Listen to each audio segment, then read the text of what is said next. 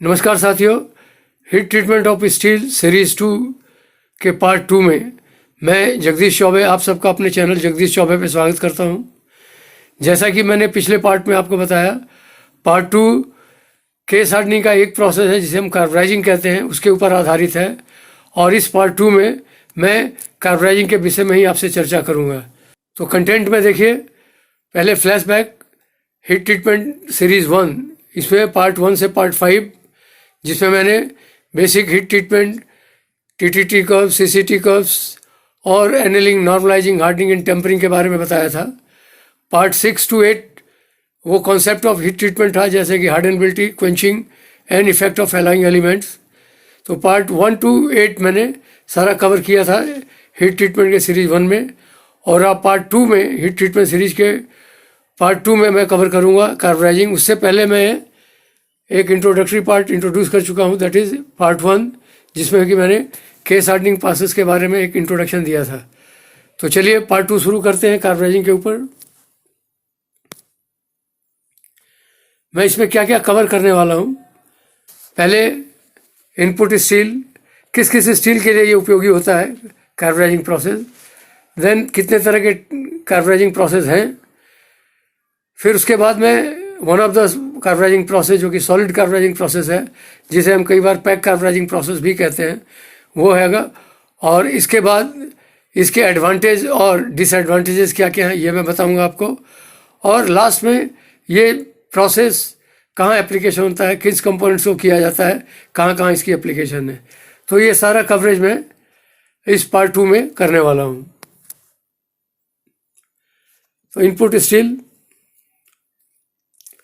ये process carburising low carbon steel या mild steel जिसका कार्बन परसेंटेज 0.25 से लो हो, उस केस में किया जाता है। इसके अलावा जो लो कार्बन अलॉय स्टील होते हैं वहाँ भी किया जाता है, जैसे 16 mm NCR5, 20 mm NCR5 एक इंडियन स्टैंडर्ड है जिसमें कि पूरे कार्बराइजिंग ग्रेड के स्टील दिए हुए हैं।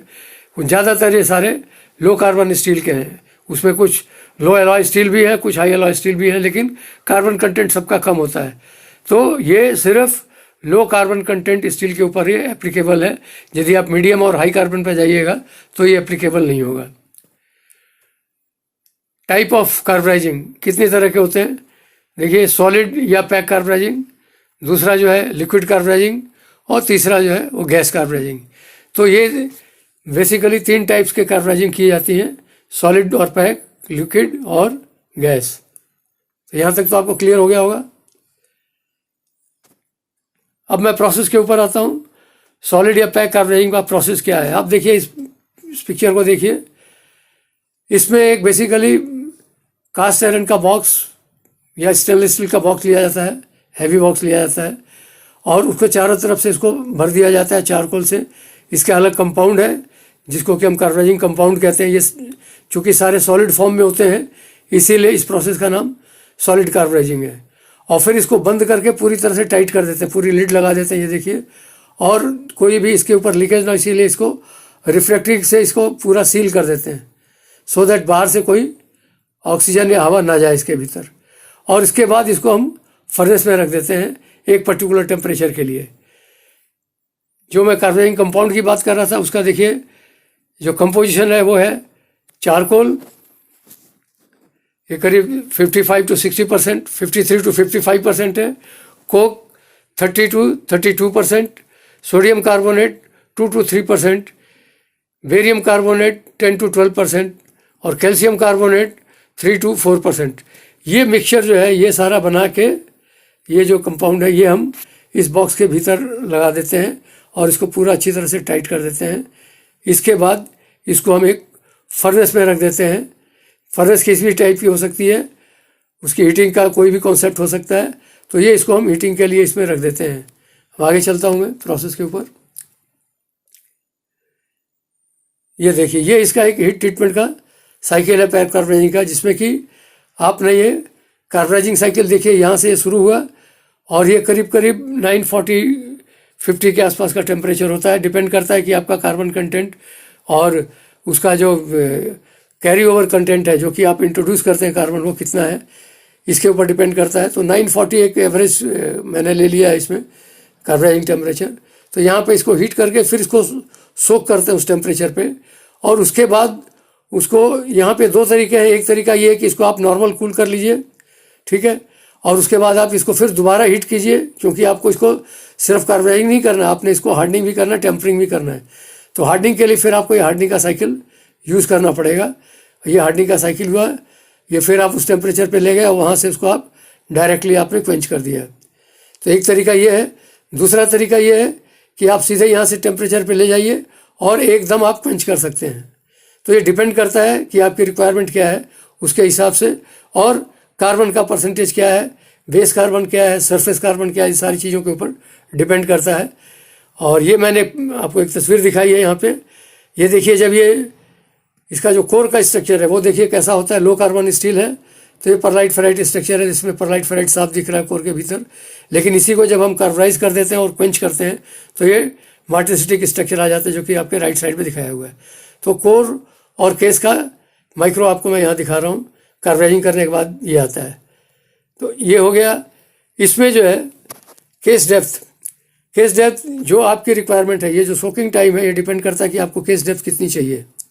ये जो सोकिंग टाइम है, तो यदि आपको 0.4 से 0.7 चाहिए तो आपको होल्डिंग टाइम या सोकिंग टाइम 4 से 5 घंटे देने पड़ेंगे। 0.4 से 0.9 चाहिए तो आपको 5.5 से 6.5, 0.8 से 1.2 कार्बन चाहिए, केस डेप्थ चाहिए तो आपको 6.5 से 10 आवर्स, और यदि 1 से लेके 1.4 केस डेप्थ चाहिए मिलीमीटर, तो ये आपको 8 से करीब 11 साढ़े 11 घंटे सोक करना पड़ता है। उसके बाद आप दोनों में से जो प्रोसेस भी आपको सूट करता है उसको आप यूज़ कर सकते हैं, और हार्डनिंग कीजिए, उसके बाद टेम्परिंग कीजिए।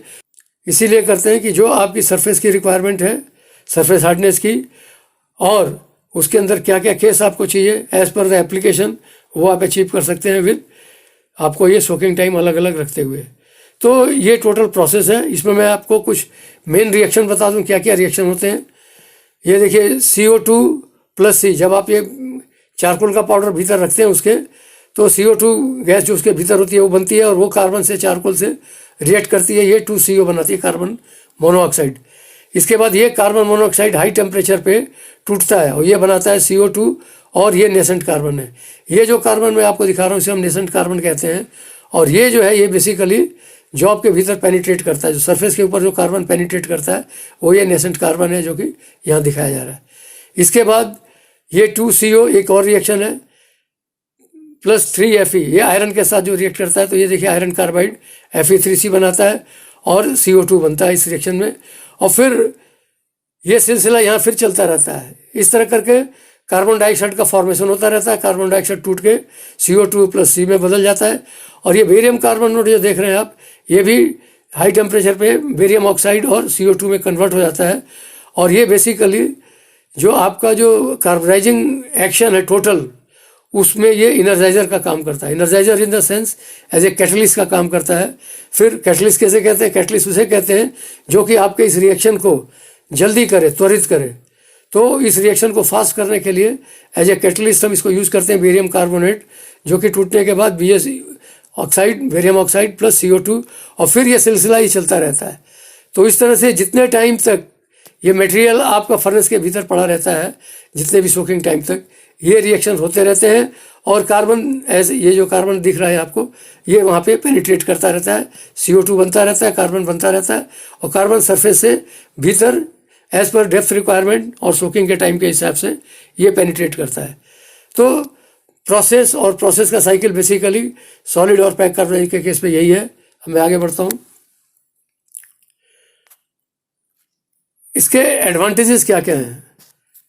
देखिए, सबसे बड़ा एडवांटेज ये है कि लो इक्विपमेंट कॉस्ट। इसमें कोई ज़्यादा हैवी कंपोनेंट की रिक्वायरमेंट नहीं होती है। जो भी इक्विपमेंट है आपका सिंपल एक कंटेनर होता है, ठीक है, उसमें आपने सारा ट्रीटमेंट करना होता है, और इस तरह के आप कई कंटेनर बना सकते हैं डिपेंडिंग अपॉन आपका पार्टिकल का साइज़ क्या है। जो आपका पार्ट है उसका साइज़ देखते हुए आप छोटा कंटेनर भी बना सकते हैं, बड़ा कंटेनर भी बना सकते हैं, लेकिन ये ध्यान रखिए कि उसको हीट करने में काफ़ी टाइम लग जाता है। और इसका क्या है, for low volume production it is economical. हाँ, यदि आपको जैसे किसी भी हैवी कंपोनेंट को करना हो, जिसके 1 या 2 पार्ट करने हो, जैसे कई लोग बोलते हैं टूल रूम बेसिस पे करने वाली बात, तो टूल रूम बेसिस पे यदि आपने कुछ करना हो तो ये प्रोसेस बहुत ही सही रहता है, क्योंकि इकोनॉमिकल रहता है। आपको किसी भी टाइप की फर्नेस में ले लीजिए, कंटेनर बनाइए, उसके भीतर चारकोल और पूरा कंपाउंड रखिए, मिक्सचर रखिए जो भी, और उसके बाद इसको उस पार्ट को उसके भीतर रख के उसको हीट कीजिए, और अकॉर्डिंगली जो उसका प्रोसेस साइकिल है उसको क्वेंच कीजिए, टेम्पर कीजिए, और आपका पार्ट कार्बोनाइज और हार्ड एंड टेम्पर्ड हो जाएगा। इसका बाद क्या, इसका can be done in any furnace, किसी फर्नेस में किया जा सकता है, चाहे वो बॉक्स टाइप की फर्नेस हो, चाहे वो हार्ड टाइप की फर्नेस हो, जो भी फर्नेस हो, जिस फर्नेस में कर करना आप इसको कर सकते हैं। लेस कैपिटल इन्वेस्टमेंट, ज़्यादा कैपिटल का इन्वेस्टमेंट इसमें नहीं है, क्योंकि आपको ज़्यादा से और कुछ भी जनरेटर वगैरह यूज़ नहीं करना पड़ता। गैस जनरेटर्स और चीज़ें जो दूसरे सिस्टम में होती हैं वो इसमें आपकी ज़रूरत नहीं है, और ये लो कैपिटल कॉस्ट में आ जाता है। It does not require special controlled atmosphere, इसके लिए कोई कंट्रोल्ड एटमॉस्फेयर की ज़रूरत नहीं है, कि ये सिर्फ न्यूट्रल एटमॉस्फेयर में हो जाता है। और इनफैक्ट चारों तरफ से सील बंद होने की वजह से कोई भी इसका बाहर का जो इफेक्ट है एटमॉस्फेयर का उसमें नहीं जाता है, क्योंकि वो पूरा सील्ड होता है वो। और प्रोसेस जो है ये सेफ भी है, ज़्यादा ताम झाम इसमें नहीं है, तो इस हिसाब से ये प्रोसेस काफ़ी सेफ भी है। ठीक है, इसके डिसएडवांटेजेस क्या क्या हैं? पहली बात ये है कि हाई लेबर इंटेंसिव है, इसमें आपको कंटेनर बनाइए, फिर उसका सारा कंपाउंड बनाइए, जो भी उसके जो कंटेनेंट्स हैं जो मैंने आपको दिखाए वो बनाइए, तो इसमें काफ़ी लेबर इन्वॉल्वमेंट रहती है। फिर जब आप हीट ट्रीटमेंट करते हैं बार बार उसको निकालिए, फिर उसको भरिए, तो इस तरह से करके ये थोड़ा सा लेबर इंटेंसिव है ज़रूर। दूसरा जो है proper heat transfer efficiency, poor heat transfer efficiency because carbon compound act as highly insulating agent, thereby longer heating cycle. चूँकि कार्बन है, कार्बन जो है वो हीट को रजिस्ट करता है, इसीलिए आपको काफ़ी देर तक इसको आपको हीट करना पड़ता है, तो इसके पुअर हीट ट्रांसफ़र है, इसीलिए आपको टाइम काफ़ी लगेगा इसमें। नॉर्मल केस में यदि कुछ टाइम लगता है तो इसमें उससे कहीं ज़्यादा टाइम लगता है, क्योंकि इसमें हीट ट्रांसफ़र काफ़ी पुअर होता है। किस वजह से होता है? क्योंकि ऑलरेडी कार्बन है उसमें, और कार्बन जो है पुअर हीट कंडक्टर होता है, इसीलिए इसको काफ़ी टाइम लगता है हीट होने में। Uniform case depth is difficult to control since part near the wall reaches carbonizing temperature much faster than parts at the center। ये एक इसका बहुत बड़ा डिसएडवांटेज है कि जो आपने मान लीजिए आपने 8-10 पार्ट रखे हुए हैं, तो उस कंटेनर में कुछ तो पार्ट बीच में होंगे, कुछ उसके वॉल के साथ लगे होंगे, तो जो वॉल के साथ लगे होते हैं उनका हीट जल्दी पिकअप हो जाता है। ठीक है, उसी हिसाब से उसमें कार्बन का पेनिट्रेशन भी ज़्यादा रहता है कंपैरेटिवली, बस इस फर्स्ट के कि जो कि उसके सेंटर में होता है, तो सेंटर के पार्ट्स में थोड़ा टाइम लगता है हीटअप होने में, पेनिट्रेंट होने में। तो इसीलिए इसमें जो केस डेप्थ की जो कंट्रोल है वो मुश्किल है, और सिस्टम के मुकाबले में इसमें आपको केस डेप्थ कंट्रोल करना मुश्किल होता है।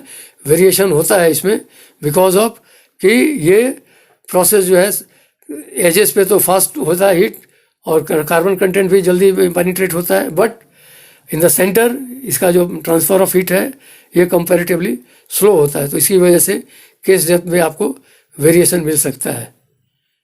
ओके, कहाँ कहाँ इसका एप्लीकेशन है? Used in aerospace and industrial parts such as gears, wheels, pinions, rolls and rollers. ये सब आप देखिए बहुत हाई वॉल्यूम कंपोनेंट नहीं है, लेकिन ये ज़्यादातर इस तरह के केसेस में इंडस्ट्रियल पार्ट्स हैं या एरोस्पेस के पार्ट्स हैं, गियर्स है, व्हील्स है, पिनियंस है, रोल्स है, ये सारे इस प्रोसेस से हीट किए जाते हैं। इसके अलावा हैवी ड्यूटी रोलिंग मिल्स के किए जाते हैं, रोल्स वगैरह किए जाते हैं। क्रेन, केबल, ड्रम, क्रेन के जो क्लब जिसमें वो केबल लिपटा हुआ रहता है, ड्रम होता है, वो भी आपका सॉलिड कार्बोनाइजिंग से किया जाता है। हाई प्रेशर क्रेन व्हील्स ये भी किए जाते हैं। क्लिन की ट्रूनियन रोलर्स, ये भी क्लिन जो होती है उनके भी रोलर्स वगैरह जो है वो आपको केस कार्बोनाइजिंग में सॉलिड कार्बोनाइजिंग से किए जाते हैं। Tool room heavy tools such as rock bit drill tool, ये टूल रूम के जो रॉक बिट ड्रिल्स होते हैं काफ़ी लंबे लंबे बड़े बड़े रॉड्स होते हैं, और वो ज़्यादातर 2 या 4 के केस में किए जाते हैं टूल रूम बेसिस पे, तो उनको सर ज़्यादातर सॉलिड कार्बोनाइजिंग या पैक कार्बोनाइजिंग से ही किया जाता है। ऑटोमोटिव गियर्स एंड शाफ्ट इसको भी करते हैं इसी तरीके से।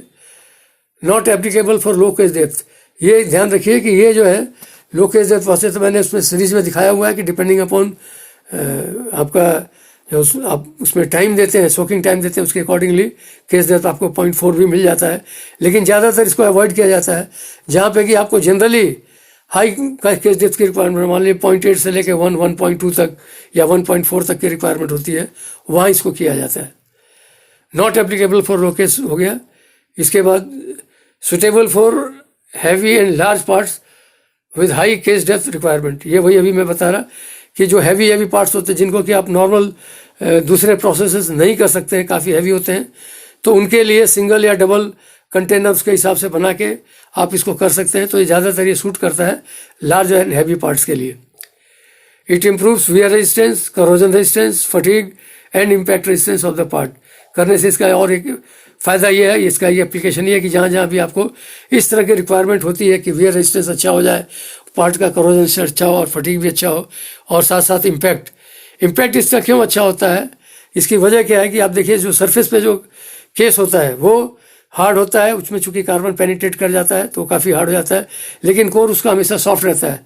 जैसे मैंने पिछले स्लाइड्स में आपको दिखाया, कोर में परलाइट फेराइट स्ट्रक्चर रहता है, सरफेस पे आपका मार्टेनसिटिक रहता है, तो इस वजह से केस पे तो आपको हार्ड मिलेगा लेकिन कोर आपको सॉफ्ट रहेगा, तो इस वजह से इम्पैक्ट स्ट्रेंथ उसकी काफ़ी अच्छी होती है।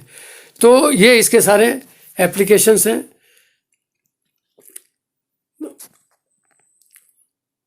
तो सॉलिड या पैक कार्बोराइजिंग के बारे में मैंने जो आपको बताया कि पहली बात तो कि सॉलिड पैक कार्बोराइजिंग क्या होता है, उसमें क्या क्या उसका प्रोसेस है, उसका क्या प्रोसेस साइकिल है, ये मैंने आपको बताया। फिर मैं बताया कि उसके क्या एडवांटेज एंड डिसएडवांटेज हैं, और लास्ट में मैंने आपको ये बताया कि इसके एप्लीकेशंस कहाँ कहाँ पे हैं।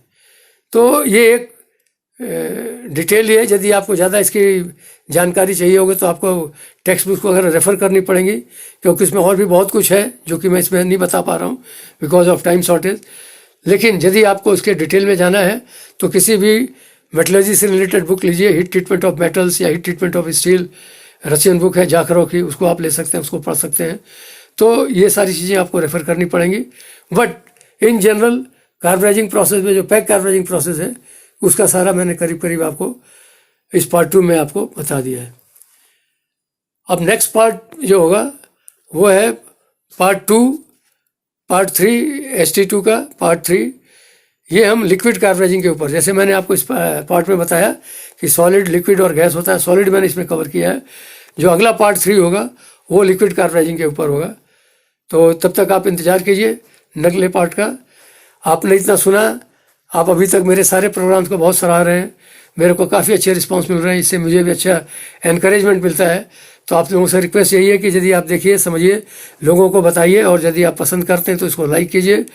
आप इसको अपना कमेंट भी दे सकते हैं, कुछ और आप चाहिए इसमें तो मुझसे आप लिख सकते हैं। मेरे ईमेल आईडी पे मैं डिस्क्रिप्शन में दिया रहता है मैंने, तो उसको आप देख सकते हैं। उस पर आप मेरे ईमेल आईडी पे आप मुझे अपनी प्रॉब्लम लिख सकते हैं, या कमेंट इसी में ही आप कर सकते हैं, इसी वीडियो में। और यदि आप मेरे चैनल पे नए हैं तो इसको सब्सक्राइब करना मत भूलिए, इसको अवश्य सब्सक्राइब कीजिए ताकि आपको मेरे चैनल में जो भी मैं आर्टिकल डालता हूँ related to heat treatment, metallurgy और ऑल चीज़ें, ये सारी आपको जानकारी मिलती रहे। तो इन सब के लिए आपका बहुत बहुत धन्यवाद। होपफुली आपको ये पसंद आया होगा, आप इससे लाभान्वित हो, औरों को भी लाभान्वित करें। तो इसी शब्दों के साथ मैं ये प्रोग्राम यहीं समाप्त करता हूँ। मिलते हैं नेक्स्ट पार्ट 3 में ऑन लिक्विड कार्बोराइजिंग। धन्यवाद, आप लोगों का बहुत बहुत धन्यवाद। थैंक